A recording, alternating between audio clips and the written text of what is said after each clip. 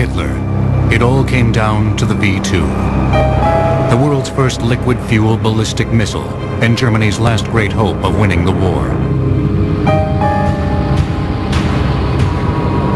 In September 1944, Germany fired the first V-2s against London, terrorizing a war-weary city. But Hitler had thousands more in production. The largest number of rockets came from the mysterious Nordhausen V-2 rocket plant. In a secret location near the heart of Germany, the V-2 rocket factory located near the town of Nordhausen churned out 6,000 missiles in the last 15 months of the war. Slave laborers worked day and night, forced to try and meet Hitler's production goals in the 1 million square foot factory, which was as brutal as it was big. We had no real food, no drink, no water, we couldn't wash ourselves. There was nothing. V-2 assembly took place in the Mittelwerk, or Central Works. But other areas of the Nordhausen facility produced V-1 buzz bombs and jet engines. The cavernous complex primarily consisted of 2 parallel tunnels, 35 feet wide and 25 feet tall, and 1 mile in length. 46 cross tunnels joined the 2 main tunnels, like the rungs on a ladder, providing over 1 million square feet of floor space. The mountain itself into which the factory, the Mittelwerk factory, was built is anhydrite gypsum, and therefore fairly easily dug. Today the factory is buried under tons of rock, partially destroyed after the war. But a small portion of the once extensive complex is open to the public. After almost 60 years, the dimly lit tunnels hide many secrets. Weapon parts still litter the floor. A few chambers are flooded, drowning an infamous past. The history of the factory is inseparably linked to the history of its product, the V-2 rocket. That story begins in the late 1920s with 2 very different factions. A German army eager to regain its former power after the loss of World War I, and a group of amateur rocketeers who dreamed of spaceflight. Even before the rise of Hitler, Germany wished to rearm.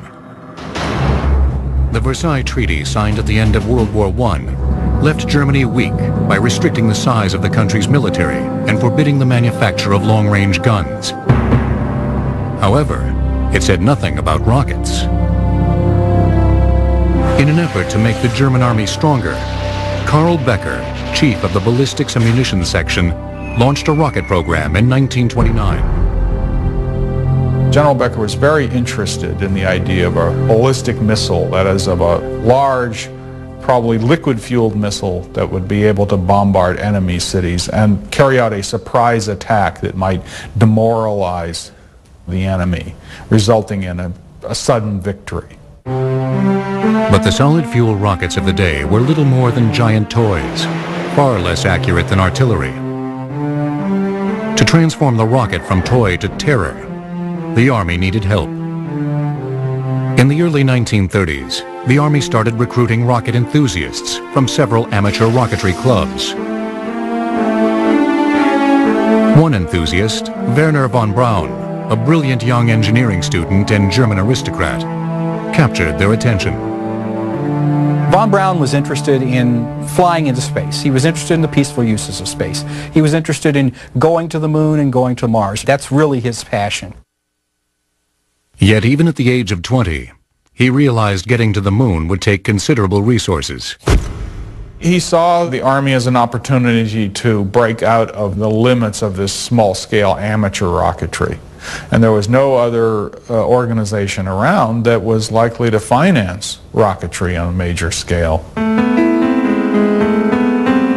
In December 1932, 2 months before Adolf Hitler was appointed Chancellor, von Braun started working on rocket weaponry for Army Ordnance at the Kummersdorf Weapon Range, 25 miles southwest of Berlin.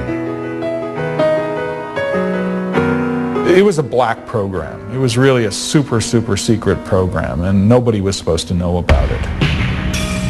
Army Ordnance hoped one day rockets would serve as long-range artillery. The goal was to build a series of rockets, each generation larger and more capable than the last. In 1932, von Braun started working on the rocket designated the A-1, soon followed by the A-2 and the A-3. But these were merely intended as stepping stones for a real rocket weapon that was on the horizon, the A-4. Von Braun excelled at Kummersdorf, quickly proving himself an astute engineer and born leader.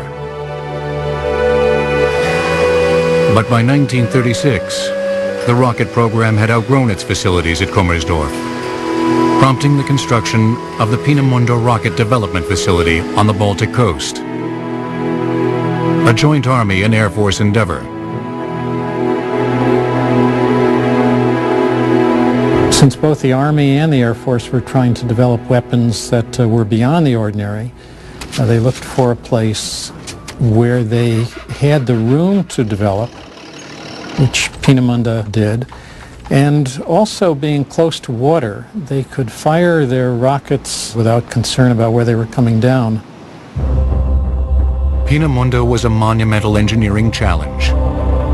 Engineers had to build hangars, sketching rooms, workshops, machine rooms, living quarters, and a new harbor, all in a very remote location. Eventually, the factory added test stands and the most sophisticated wind tunnel of its time. Hitler was pushing to prepare the country for war, which provided funding for the rocket program. In return, the facility was expected to produce a workable weapon within a few years. In 1937, 25-year-old Werner von Braun was appointed technical director of the Army side, while Walter Dornberger, an artillery officer and engineer, became chief of Army rocket development. Dornberger was the liaison between the technical group under von Braun and Army Ordnance leadership. He protected the program, he administered the program from Berlin, and he ensured that it continued to progress and continue to grow. In less than 5 years, the rocket division expanded from a handful of engineers to thousands of designers, machinists, and technicians. Carl Becker made his objectives clear. Secretly build a rocket weapon to surprise and defeat an unsuspecting enemy. But the young rocket program would face unprecedented technical challenges to make science fiction fact. To ensure secrecy, Joseph Goebbels, propaganda minister for the Reich, banned all public technical discussion of rocketry in 1934. The Nordhausen V2 rocket factory will return on Modern Marvels. In 1936, Werner von Braun and Walter Dornberger, working for the German Army, drew up specifications for the fourth generation rocket, the A-4. It would be Joseph Goebbels who later renamed the A-4 the V-2 for Vergeltungswaffe 2, or Vengeance Weapon 2. By that time, the V-1 designation had already been claimed by the Luftwaffe's Flying Bomb. The Army's V-2 would be a monster, 46 feet tall, capable of generating 55,000 pounds of thrust, 17 times more powerful than the A-3. It would carry a 1-ton explosive warhead, enough to flatten a city block. And it would travel nearly 5 times the speed of sound, many times faster than any machine ever built. The missile would burn for about 1 minute after liftoff, steered by a gyroscopic guidance system. The rocket would rise to an altitude of 50 miles on a ballistic trajectory before the engine would automatically shut off and send the missile falling back to its target. As the engineers at Peenemünde struggled with the technical challenges of producing such an advanced weapon, Hitler ordered the invasion of Poland on September 1st, 1939. Without warning, ordnance pushed the V-2 production date up from 1943 to 1941. But at the time, the first V-2 hadn't left the ground. With a new sense of urgency, Peenemünde engineers managed by von Braun tackled guidance, aerodynamics, and booster design. The V-2 was a liquid propellant missile. It used liquid oxygen and alcohol as the two propellants. The body of the V-2 was dominated by two large tanks for those two propellants. And there were a lot of difficulties finding a way to inject the propellants and mix them and burn them properly and not create fires or burn-throughs. In order to move those propellants to the engine, you needed turbopumps. 12 tons of propellants had to be moved to the engine in 1 minute and inject them into the combustion chamber. Above the tanks you needed a control section, and that's where the guidance and control and radio equipment would be located. At the tip of the missile, then the warhead. Von Braun's team built a prototype in just 3 years, but at an enormous expense. Initial tests were also discouraging. If the engineers couldn't produce a reliable weapon soon, Hitler would surely halt rocket development. After 2 failed launch attempts, the future of the program was at stake. Von Braun and Dornberger prepared a V-2 for launch on October 3, 1942. Shortly before 4 p.m., the rocket lifted off. It worked, reaching an altitude of 50 miles and crashing into the sea 120 miles away. But duplicating its success proved difficult in the beginning. Adding more pressure on the V-2 program, the Luftwaffe had introduced a competing missile project in the spring of 1942. The Fi-103, soon to be known as the V-1 Flying Bomb, the world's first operational cruise missile. The V-1 would be powered by a pulse jet engine, not a rocket. It would fly only 400 miles per hour, staying low to the ground at an altitude of a few thousand feet.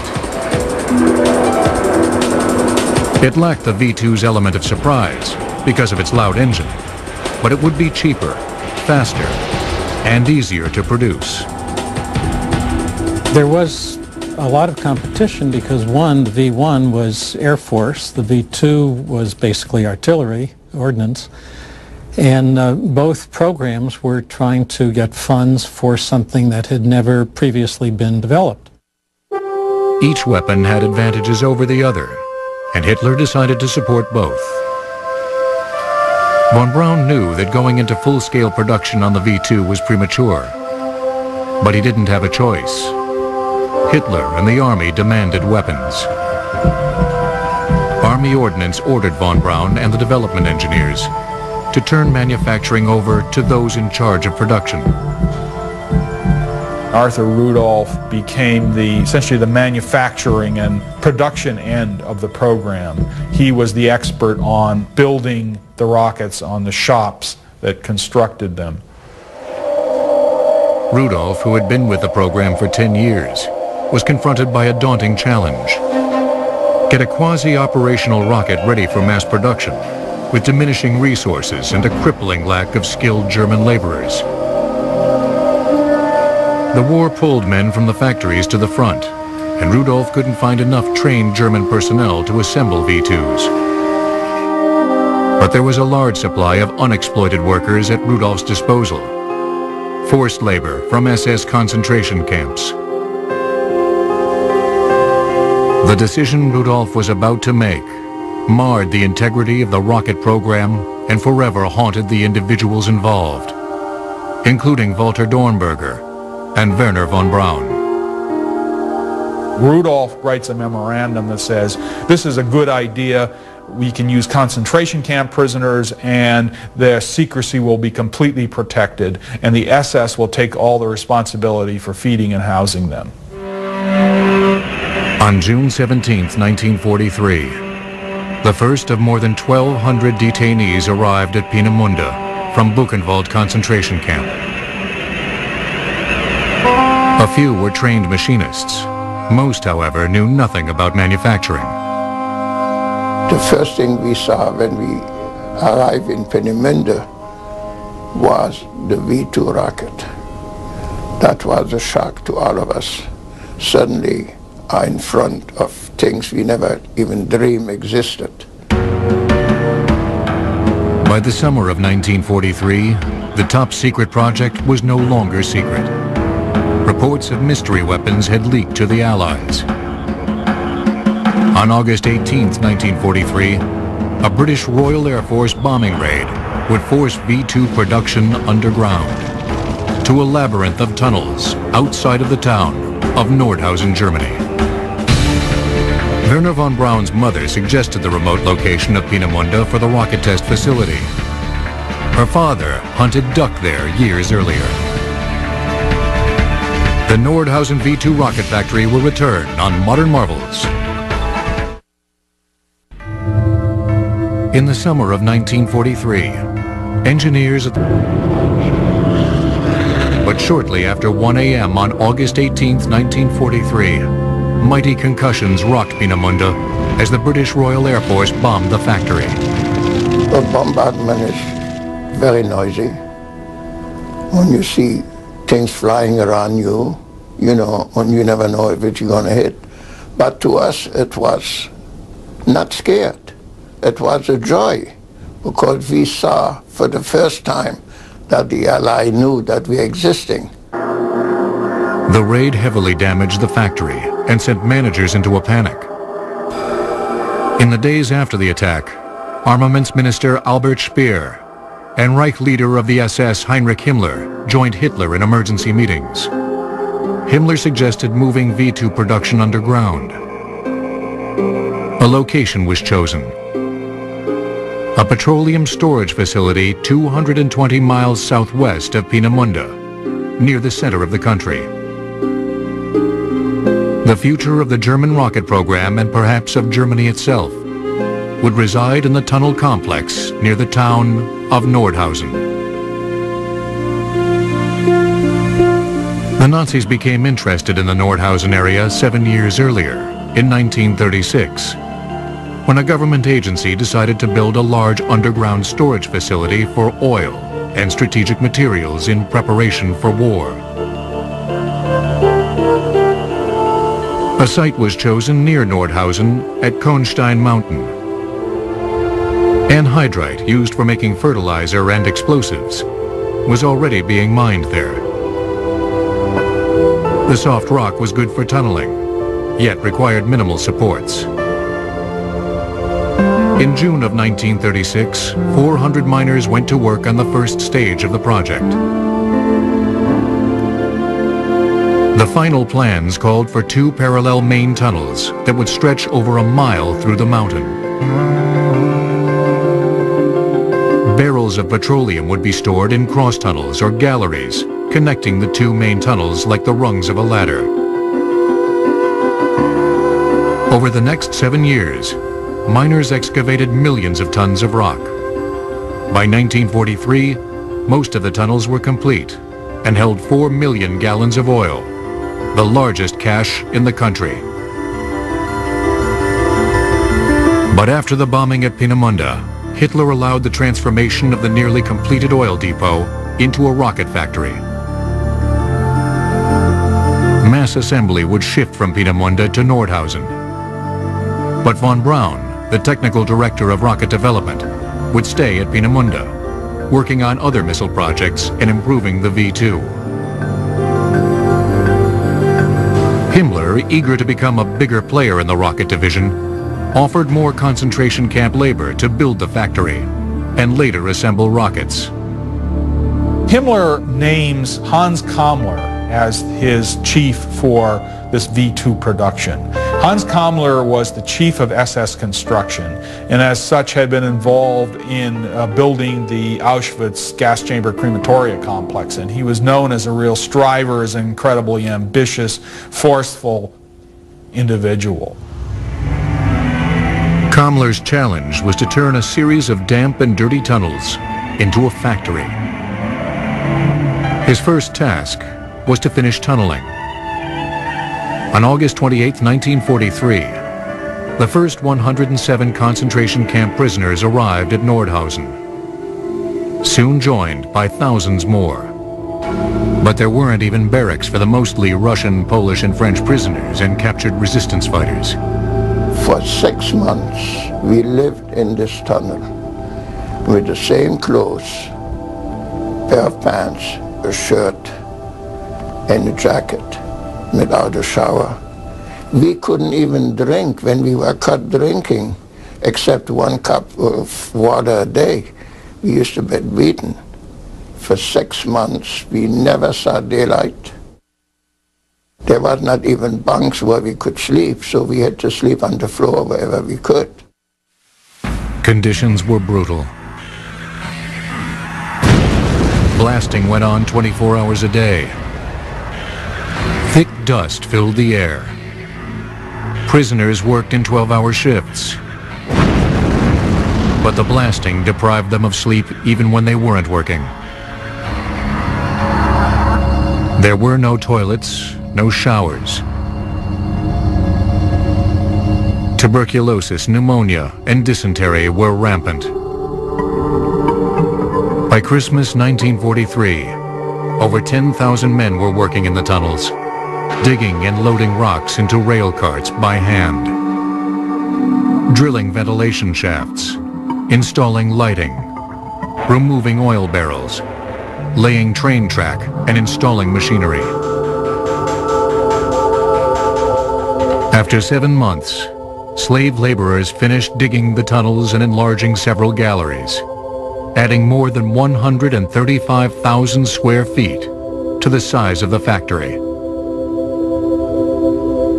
Of the thousands of workers who went into the tunnels, 3,000 died during the expansion, victims of overwork, malnutrition, and disease. The Nazi leadership had convinced themselves that this was a secret weapon which could change the course of the war. The lives of the prisoners meant nothing. After tunneling, prisoners poured concrete for a level foundation. Sometimes it happened that some prisoners which were unfit to work further on, they fell down and they were filled with concrete. So the tunnel system is not only a memorial, it is a cemetery. While many prisoners expanded the tunnel complex, others constructed concentration camp Dora. Although the prisoners living in the tunnels eventually would have barracks to sleep in, this was little consolation for the thousands living on the brink of death. To rid the camp of dead bodies, sacrificed to build Hitler's rocket, the SS installed a crematorium at Dora. But before the crematorium was operational, thousands of bodies were shipped to Camp Buchenwald. Seeing the arriving cargo, Buchenwald prisoners surmised the only thing Dora produced was corpses. As bodies left Dora, trainloads of equipment from Peenemünde and other factories started arriving. By late 1943, Germany was desperate. Hitler clung to the hope that the tunnels near Nordhausen would produce a miracle. Nearly 2 slave laborers died for each of the 6,000 V-2 rockets that were produced in the Mittelwerk factory near Nordhausen. The V-2 rocket factory will return on Modern Marvels. With the threat of an Allied invasion looming, it became all important to get the Nordhausen V2 factory operational. Slave laborers were forced to ready the Nordhausen factory for mass production, installing presses, welders, drills, lathes, and other manufacturing tools. V2 assembly would take place in the Mittelwerk, or Central Works. By January 1944, in less than 4 months, the factory produced its first 50 V2s. But 50 rockets wouldn't win the war. Hitler wanted thousands of V2s. The factory was expected to manufacture 900 a month. To try and meet this unrealistic goal, Arthur Rudolph, the former assembly manager of Peenemünde, was put in charge of the Mittelwerk production at Nordhausen. He was responsible for ensuring that the V2s were produced, ensuring that the components came that were of adequate quality, and that the assembly process ran on time. While Rudolph set up the assembly factory at Nordhausen, Werner von Braun remained at Peenemünde, refining the V2. However, he made several trips to see the factory's progress. Once established, Rudolph's assembly line used 5,000 forced laborers and 3,000 German civilians, who were not supposed to consort with the prisoners. These propaganda photos, taken to illustrate the efficiency of forced labor, are the only known existing images taken during manufacturing. I think that they don't show the reality. They show a clean factory, and in reality the prisoners had nearly nothing. They had no shoes. The clothing was very bad. But on the photos you can see very fit prisoners, which obviously had enough to eat. And you can see clean production lines, and it's not the reality of Mittelwerk. 17,000 different parts went into each V2 rocket. Most components, such as the propulsion unit and guidance system, came from other factories as sub-assemblies. Parts came in via rail line or on the backs of prisoners through Tunnel A, then were stored in the cross galleries. Rocket assembly took place in Main Tunnel B, beginning around Hall 21 with the 2 large liquid oxygen and alcohol fuel tanks, covered by a sheet metal skin. Next came the propulsion sub-assembly with combustion chamber and turbopumps. Workers then attached the big tail section with fins and jet vanes. Lastly, the guidance section was fitted to the front. In Hall 39, the rocket was galvanized and painted in camouflage colors to avoid being spotted from the air during transport. At the very end of assembly, the rockets reached Hall 41, where an overhead crane lifted them upright for gyroscopic testing and other analysis. Scaffolding in this, the tallest gallery, also allowed engineers to inspect each rocket. SS and Army guards used brutal tactics to keep order, but they had help. Directly supervising the laborers were kapos. Kapos weren't political prisoners, but often German convicts, who received special treatment for managing the line. The punishment often is hanging or beating. Beating was constantly. Kapo were always beating us. Kapo were always behind us. They wanted to impress the SS, so they were beating us constantly. Production gradually increased from 50 V2s in January 1944 to 437 per month by May. But the rocket rushed into production had many problems at the launch pad.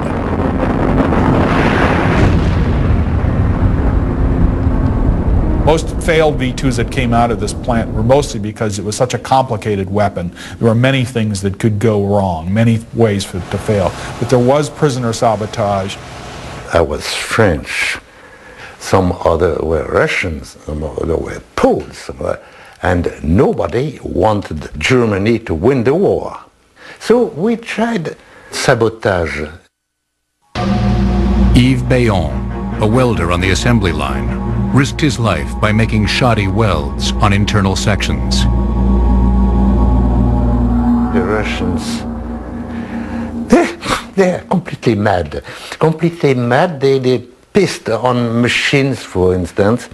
So when they were caught like that, they were hanged. The following Sunday, on the Rolko Square, we didn't have any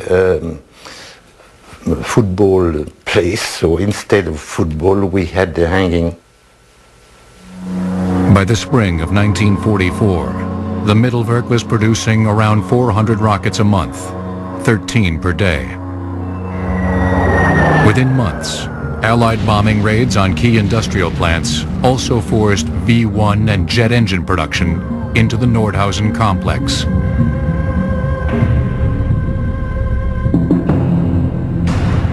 By September 8, 1944, Germany finally had enough V-2 rockets to launch the first wave against London and recently liberated Paris.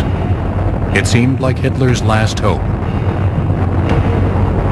The weapon terrorized war-weary London. Unlike the V-1, which made plenty of noise, the V-2 gave no advanced warning when it fell out of the sky. Over the next 8 months, Germany launched 4,300 V-2s on Allied targets. Hitler dreamed it would win the war, but expectation far exceeded performance. The V-2 was never as accurate as the Army wished. While V-2s did kill 5,000 people, they never posed enough of a threat to turn the tide of the war. The V-2 could only carry a 1-ton warhead, and therefore its effectiveness as a weapon was limited. But as a technological breakthrough, it was an astounding transformation. Although Germany produced nearly 6,000 V-2s, the numbers are misleading. The Mittelwerk factory near Nordhausen never in fact met production quotas, and a high percentage of those built were flawed. I think that the efficiency of the Mittelwerk was a part of the illusion of the rocket engineers who thought that it was possible to construct a rocket weapon for the so-called Endsieg, the final victory. The Mittelwerk continued assembling V-2s even as the Allies advanced to within miles of the plant. Finally, around April 5th, managers abandoned the factory and evacuated the healthy prisoners from Camp Dora. When the U.S. 3rd Armored Division entered Dora and a sub-camp in Nordhausen on April 11th, they made a gruesome discovery. Thousands of corpses, victims of disease and malnutrition. Some had been machine-gunned by the SS, but many were the victims of an RAF bombing raid on Nordhausen. About 600 prisoners, too sick to move, were left behind when the plant managers fled. When the Allies arrived, the war was finally over for prisoners who remained at Dora. There is no feeling. I laid on the floor and kissed the ground.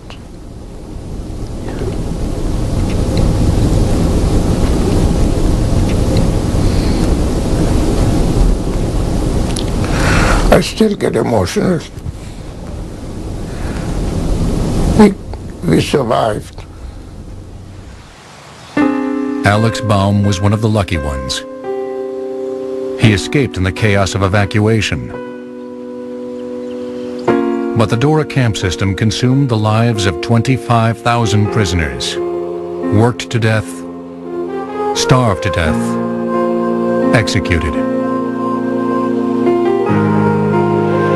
Although the U.S. Army controlled the Mittelwerk, the role of the Nordhausen factory was far from over. The secrets kept underground would affect the entire world in the next decade and change the course of warfare altogether. At a range of 150 miles, the V-2 was designed to land within 1/2 mile of its target. In reality, the accuracy was closer to 10 to 20 miles, and that was only 50% of the time. The Nordhausen V-2 rocket factory will return on Modern Marvels. On April 11, 1945, U.S. intelligence teams finally discovered the military secrets of the tunnels. Weapons still on the assembly line. Teams were ordered to act fast. The Russians would soon take possession of the plant. Under the Yalta Agreement signed in February 1945, Nordhausen would fall in the Soviet zone of occupation. The Americans raced to ship V-2 parts, enough to assemble 100 rockets and tons of technical documents back to the United States. From the standpoint of national defense, it just makes good sense to capture as much information as possible from this defeated enemy. If we don't do it, clearly other people will. The U.S. also sought the brains behind the technology. Understanding his value to the Americans, von Braun, nursing a broken arm from a car accident, turned himself over to the U.S. Army on May 2nd, 1945. Wernher von Braun was exceptionally excited because he viewed the Americans as the nation that had the greatest capability to further his desire to fly in space.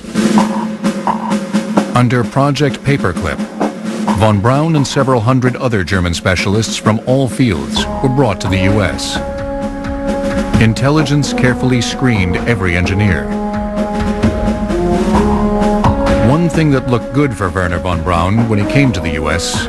was a short stint in jail he had served in 1944. The Gestapo threw von Braun in jail for a few comments he made at a party regarding the desperate war situation and his desire to go into space. Wernher von Braun was arrested because there were some people who believed that he was not being properly oriented toward the war effort, but what he really wanted to do was fly in space. And they viewed him as somehow disloyal in that context. And it took some friends in high places to get him released. Von Braun had joined the Nazi Party in 1937. He asserted it was an official demand. Paperclip guidelines allowed engineers who were passive members of the Nazi Party to enter the country, but not ardent Nazis or war criminals. Regardless, it would take an aggressive PR campaign to sell American citizens on the employment of former Nazis. There was some controversy immediately after the war in the 46-47 time frame, and there were protests from Jewish groups, from liberal groups, about the use of former Nazis in American weapons programs. The Cold War kind of killed all the discussion about that, or really silenced it.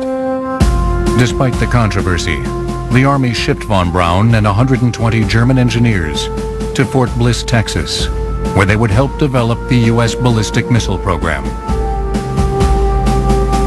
The engineers reassembled and fired V-2s at the White Sands Proving Grounds. But it was spaceflight that von Braun dreamed about. He became a prominent spokesman for space exploration. In 1955, he also became a U.S. citizen. This is one of the proudest and most significant days in my life. It's almost like getting married. In 1960, von Braun became director of the Marshall Space Center with the challenge of designing the Saturn V moon rocket. Helping him were many of his former Peenemünde engineers, including Arthur Rudolph. But even as von Braun worked to take America to the moon, there were those who accused him of misconduct for his association with the Mittelwerk. The issue still raises debate. He, of course, said he really didn't know what was taking place there. He had some vague ideas, but no first-hand knowledge. That's probably mostly true. He visited the plant on occasion. He did see some of the activities that took place there, but he certainly didn't have intimate knowledge. But Brown is not responsible for the creation of the underground plant, nor is he responsible for the decision to use slave labor at Peenemünde in the spring of '43. But he is a knowledgeable leader of the program. He knows what's going on, and he doesn't say anything. He doesn't even seem very disturbed by it. Von Braun's Saturn V rocket took men to the moon in 1969. 8 years later, he died of cancer. At the time of his death, most of the American public knew nothing about the Mittelwerk controversy and remembered von Braun as a space visionary. History wasn't so kind to one of von Braun's associates. In 1979, Congress created the Office of Special Investigation to find Nazi war criminals still living in the U.S. A recently published account of the Nordhausen factory implicated Arthur Rudolph, the former Saturn V project director, of war crimes. After investigation, the OSI accused Rudolph of exploiting prisoners during the war. It was Rudolph who wrote the memo advocating the use of concentration camp labor in 1943. Instead of facing charges, Rudolph surrendered his U.S. citizenship and moved back to West Germany in 1984. After nearly 40 years in the U.S., he felt betrayed. Others felt justice had finally been served. In 1945, the U.S. handed over the underground factory to the Russians, who worked for 2.5 years dismantling it. The Soviets started their own rocket program with the help of captured German engineers. In the spring of 1948, the Russians dynamited the tunnels, partially collapsing the complex. However, burying the factory proved easier than burying the truth. In 1964, the Dora concentration camp memorial was opened to commemorate those who suffered and died there. In 1995, engineers dug an access tunnel to the former factory, giving visitors a glimpse back in time. V1 and V2 parts are scattered about, skeletons of Hitler's dream to dominate the world. They are, in a way, also symbolic of the lives lost here in the tunnels near Nordhausen. All of us who survived had a terrible feeling of guilt for years. How come me when the other one died? I think in this country we should never forget what happened in the factory, what happened in Dora.